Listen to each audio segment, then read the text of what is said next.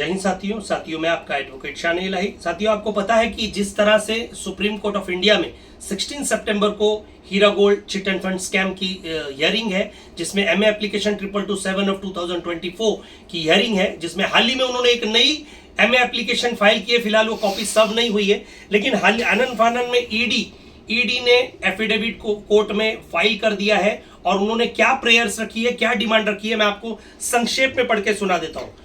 The section of 167 CRPC, and since the department wanted to restrain the accused herein, the sought the opinion of the learned additional solicitor general of India, who had opined the scene's powers under section 19 of PMLA had already been exercised. It would be prudent the subsequent arrest of the petitioner is done with the express permission of this honorable court, bringing to the notice of the power of arrest has been already exercised.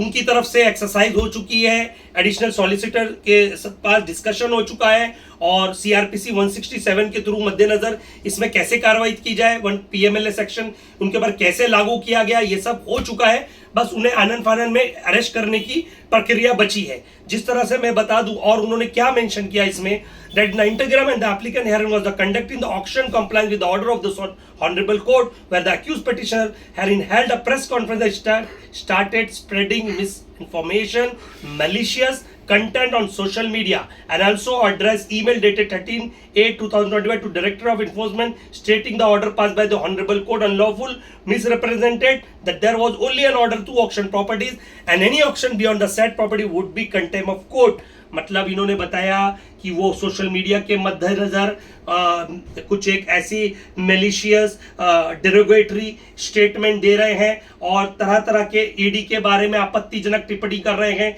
Supreme court के बारे में आपत्ति टिप्पणी कर रहे हैं, property को बेचने नहीं दे रहे हैं, इन्वेस्टर्स को जबरन तरीके से कह रहे हैं लेटर फाइल करो, ईमेल करो कि ये प्रॉपर्टी ऑक्शन की प्रक्रिया रोके, इस तरह से मिसलीड कर रहे हैं। तो उसके बाद देखिए उन्होंने अब कोर्ट में क्या कहा और क्या जो ये नए बायर आए हैं Mushtaq Qureshi.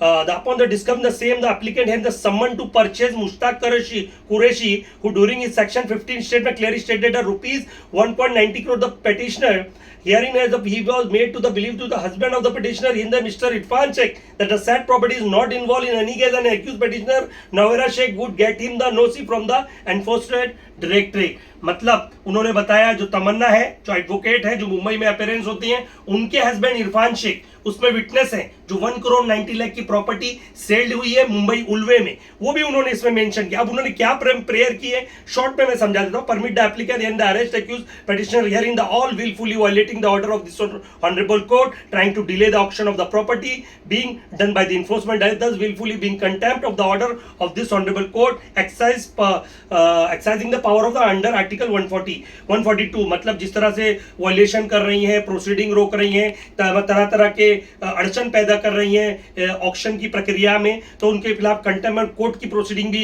इनिशिएट की जाएगी। साथ ही साथ उन्हें अरेस्ट करने की भी परमिशन ली जाएगी। Defreezing all the account pertaining to the petitioner here entitles here using the said amount lying in the said account of purpose of the restitution in under PMLA। जितने अकाउंट है उसके अब ED उन्हें freeze करके PMLA section में अपने under लेगा। अभी कोई भी अकाउंट उन्हें डिफ्रीज नहीं होगा। जिस तरह से हाल ही में कल बॉम्बे सेशन में हियरिंग थी, मैं अपीयर था, वहां पर उनकी एडवोकेट द्वारा डिफ्रीजिंग ऑफ अकाउंट की एप्लीकेशन फाइल की गई थी। हम कोर्ट को बताएंगे डिफ्रीज अकाउंट नहीं हो सकता है। ईडी ने ऑलरेडी सुप्रीम कोर्ट से परमिशन मांगी है, अगली डेट को पता चल जाएगा सुप्रीम कोर्ट उसमें क्या आदेश देगी। और उसमें लास्ट उन्होंने कहा permit the applicant herein to produce the accused petitioner here from the judicial custody for the purpose of the execution of the sale deed and when required।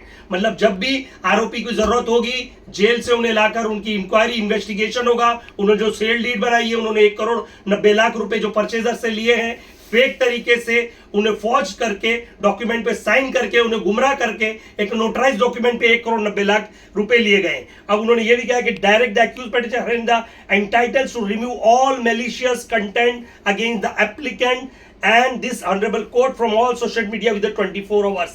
24 घंटे के अंदर उनके जितने भी मेलिशियस कंटेंट उन्होंने सोशल मीडिया पे डाले हैं, उनके रिप्रेजेंटेटिव द्वारा जो हमें बहुत उनके सराहना राइट हैंड बने फिर रहे हैं, और वो एडवोकेट को धमकी दे रहे हैं, यानी कि सुप्रीम कोर्ट के जजेस के बारे में आपत्तिजनक टिप्पणी कर रहे हैं, ईडी के अधिकारियों के बारे में आपत्तिजनक टिप्पणी कर रहे हैं, उनके ऊपर सख्त से सख्त कार्रवाई की जाएगी। और वो होगा आने वाली सुप्रीम कोर्ट की 16 सितंबर की डेट को ये मेंशन किया जाएगा, और जितने भी ऐसे लोग हैं उनके खिलाफ डिफेमेटरी जो स्टेटमेंट दे रहे हैं, ऐसे सोशल मीडिया पे कंटेंट दे रहे हैं, उनके खिलाफ कार्रवाई होगी। आपको यही कहना था, कंप्लेनेंट का पैसा ऑलरेडी जो डिपॉजिट है, जो ऑक्शन प्रोसीडिंग हो रही है वहां से उनका पैसा मिलेगा, जिन्होंने क्लेम किया है और ईओडब्ल्यू में अटैचमेंट किया है। साथ ही साथ अब जिन्होंने कुछ नहीं किया है, सवाल उन पे है कि आगे आप क्या करेंगे। आपके सिवा, कानून की मदद के सिवा कोई दूसरा रास्ता नहीं है। मैं आपका एडवोकेट शान इलाही। जय हिंद साथियों।